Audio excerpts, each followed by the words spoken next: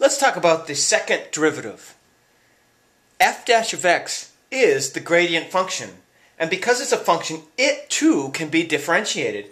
If our original function is x cubed minus 5x squared plus 10, our derivative, f dash of x, is 3x squared minus 10x. And we can take the derivative of that to get the second derivative, which would be 6x minus 10. Talking about this second derivative and its applications. The second derivative, first we see that it measures the rate at which the first derivative is changing. Let's take a look at this graph here. We have y versus x. That means that this is our original function, f of x. We're looking at the original function. We can see that it has a minimum point at x is equal to b. So that gives us two regions, the A region and the C region. Well, in the A region, we see that the tangent lines will be sloping down. Therefore, f dash of x is less than 0. The slopes of our tangent will be negative. Our first derivative will be negative. Over here, our first derivative will be positive. But for the whole length of this curve here, anything with this shape, and again, we're looking at y versus x. This is the original function. If we have a shape like this, then we know that the second derivative will be positive. And it's concave up. We're talking about concavity. A shape like this will have second derivative positive. It's concave up. Continuing on with the second derivative and its applications. If we have a curve like this, again, we have y versus x. This is our original curve. It's still just f of x. Well, we have a maximum at x equals b. So therefore the derivative there is 0 because our tangent will be horizontal. F dash of x at this point will be 0. For x is less than b, our derivatives will be positive. F dash of x is greater than 0. For x values greater than b in this region we'll call C, f dash of x is less than 0. Our tangents will have negative slopes.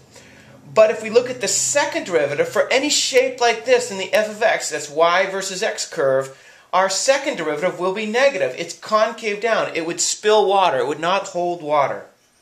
Let's now take a look at the second derivative and its application when it comes to a stationary point of inflection.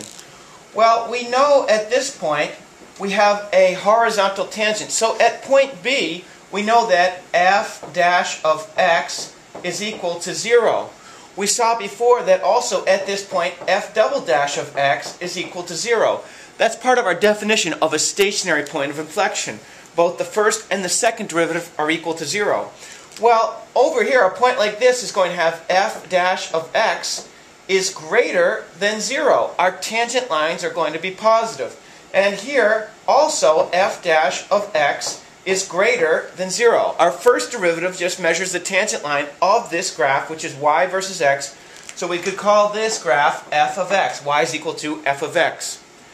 Now, let's examine what happens to the second derivative. Well, in this region, for x is less than b, it's concave down. And we know that that means f double dash of x is less than 0. And here, from this point on, from b on, x equals b on, we have concave up. It looks like this. It would hold water on this side. So this is f double dash of x is greater than 0. That's what a point of inflection is. A point of inflection means we change concavity. This part is concave down, second derivative is negative. This part is concave up, second derivative positive. Here is another example of the second derivative and its application. Again, I've drawn a stationary point of inflection. Here it is. We know at this stationary point of inflection, f dash of x is equal to 0.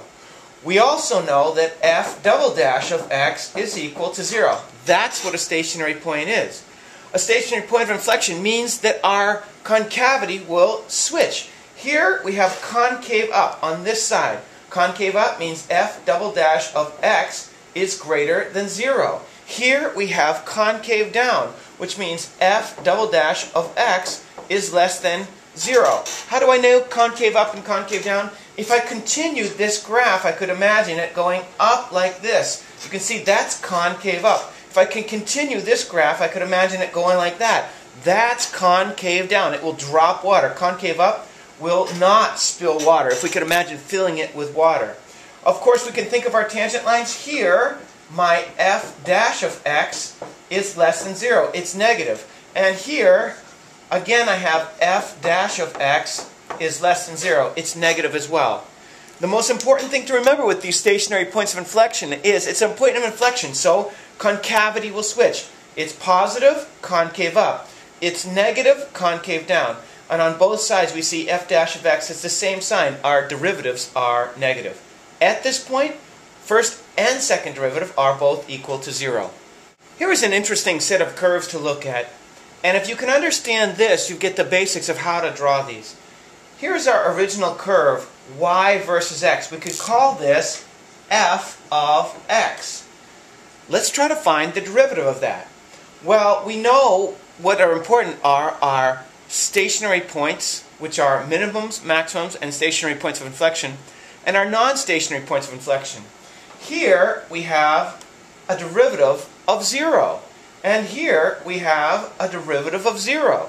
So that's going to put, if I graph dy dx versus x, that's going to give me a derivative of 0 and a derivative of 0. Because here is dy dx, there it is, there's the 0 line.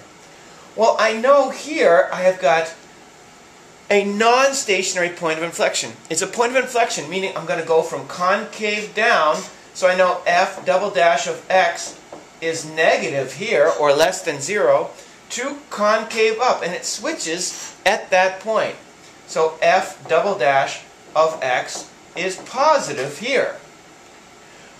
Well, if this is my non-stationary point of inflection, it's going to have the most negative slope. So my slope is going to be most negative right there. To the right of this vertical line here, I have positive slopes. So I know I'm going to be in the positive region somewhere up here. And to the left of this line here, I also have positive slopes. So I know I'm going to have positive derivatives. So a sketch of my derivative looks something like that. Let's take a look now at the derivative of the derivative, or the second derivative, also known as d2y dx squared.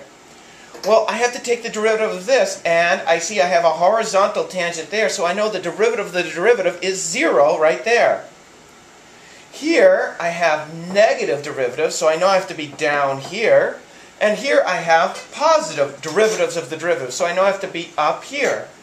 So I have to be negative, and then positive, and then 0 at that point. So there is my graph of the second derivative. How does that relate to the original drawing? Well, to the right of this point, I've got positive second derivatives, which mean concave up. To the right of this point, I do have concave up. To the left of this point, I have negative second derivatives, which means concave down. Well, to the left of this point, I do have concave down. So it all works out together.